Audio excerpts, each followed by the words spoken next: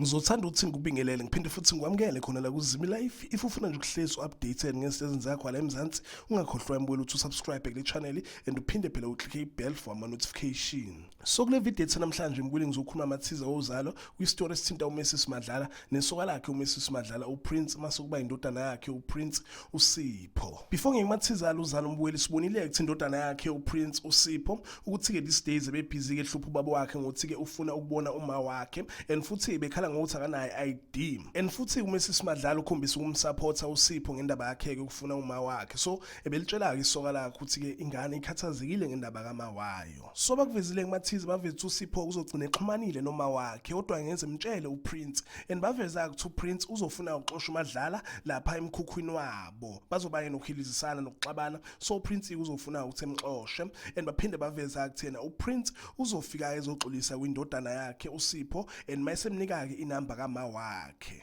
Okunye baphinde bakuveza ukuthi ke uPrince benaye kuMrs Madlala bazoxolelana ngokuxabana kwabo. Okunye baphinde bakuveza futhi ukuthi ke uSipho uzokhe busy ke funa noma wakhe and bavezile ukuthi uzogcina emtholile uma wakhe and uzobe sehamba ke yohlala naye uma wakhe. Ngaleso sikhathi kuMrs Madlala uzobe ekhathazekile benesoka lakhe uPrince ngayo ke indaba yakhe uSipho and baphinde baveza ukuthi uSipho uzobuyela ekhaya sehamba noma wakhe uphilile. Ngaleso sikhathi uphilile uzohlangana naye kuPrince and bazochazela ke indodana yabo ukuthi kahlahle kwenzakalani. Baphinde baveza ukuthi uSipho uzoblema ubaba wakhe ngayo yonke ke lento eyenzakala. Siphela lapha embuli story sethu amaTeaser istory sithinta uPrince naye uMrs Madlala naye ke uSipho uyoke lenyanga kaJuly but ngizobuya namanye amaTeaser ngu-update ngikutshela kahle yini okumele uyilindele lapha kuZala. Ngithi ke nje danke ngiyayibongela cethu ungakhohlwa ukuthi ulike and usubscribe.